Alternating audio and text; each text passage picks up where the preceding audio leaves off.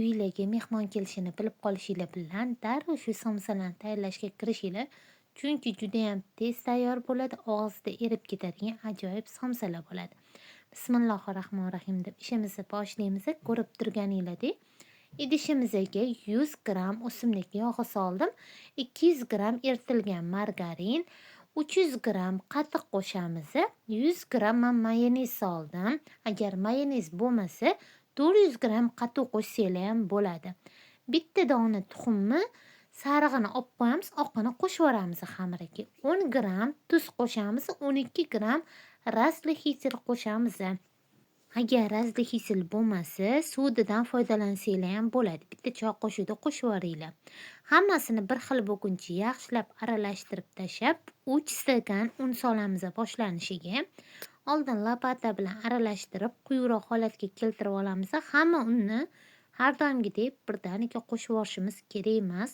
Shunaqa quyuqroq holatga kelib oladi. Endi bu xamirimizga yana 2 stakan un solib turib, qo'limizda yaxshilab mushlab, yumshoqqina xamir qorib olishimiz kerak. Qo'lga yopishmaydigan yumshoq, nejniy xamir bo'lishi kerak. Mana xamir tayyor bo'ldi. Shunaqa ko'rinishda yumshoq bo'lib chiqadi. Endi bu xamirni tindirib o'tirmaymiz. Bunga dam berishi hojati yo'q. O'zi juda ham yumshoq xamir. Bo'laklarga bo'lib olamiz. Kichkina bo'laklarga bo'lib chiqishimiz kerak. Pichoq yoki shunaqa shpatula yordamida bo'laklarga bo'lib olinglar. Shu xamirdan menda hammasi bo'lib 28 ta bo'lib chiqdi. 28 ta kichkina xamirchalarni bo'lib tayyorlab olamiz. Ozgina un sepib turib, qo'limiz yordamida shunaqa kichkina zuvalachalar yasab olishimiz kerak. Mana hammasini dumaloq holatga keltirib oldim. Endi ustini yopib turib, 2 minutga dam berib olamiz. 2-3 minut ozgina dam oltirishimiz kerak xamirlarni.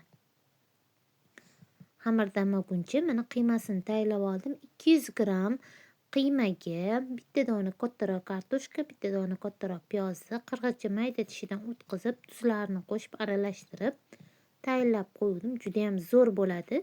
Shunaqa nachinka qiyma tayyorlasanglar bu somsalarga rosa mazasi zo'r bo'lib chiqadi. Qo'limizda dumaloq shakl berib ochib olamiz. Bu xamirlar juda ham yumshoq bo'lgani uchun juvani ham keragi bo'lmaydi. Faqat ochilish jarayonida mana hozir ko'rsataman. Bittani ko'rib olinglar. Ochilish jarayonida chet tarafini bosasizlar, o'rtasi qalinroq bo'lib qolishi kerak. O'rtasini bosib tashamanglar.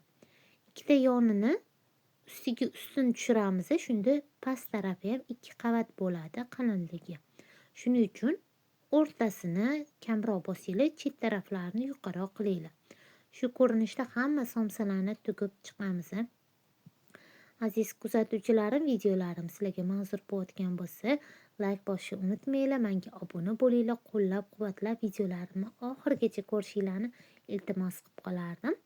Meni qo'llab turganinglar uchun hammangizga kattakon rahmat. Hamma somsalarimizni duxovka listimizga joylashtirib olamiz. Bitta dona olib qo'ygan tuxum sarig'iga bitta osh qoshiqda o'simlik yog'i solib turib, yaxshilab aralashtirib, ustiga surib chiqishimiz kerak. Hamma yog'iga tekkizib, yaxshilab surtib olinglar. Endi bu somsalarni xohishga ko'ra yon tomoniga pichoq yordamida ozgina iz berib chiqamiz. Yana ham ko'rinishini chiroyli chiqishi uchun. Bu xohishga ko'ra xohlasanglar, shunda kesmasdan pishirsanglar ham bo'ladi.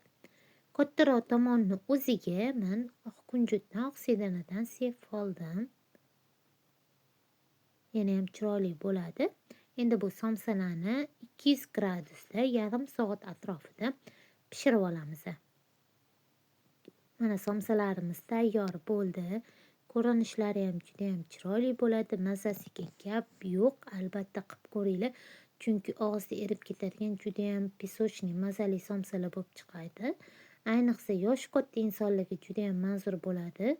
Bizning uyda adajonim ham mazza qilib yeb oldilar. Albatta oila a'zolariga tayyorlab berib, duoligini olish esingizdan chiqmasin. Videolarim yoqqan bo'lsa, like bosishni unutmanglar. Sog' salomat bo'linglar. Yaqinlaringiz uchun o'zingizlarni asranglar.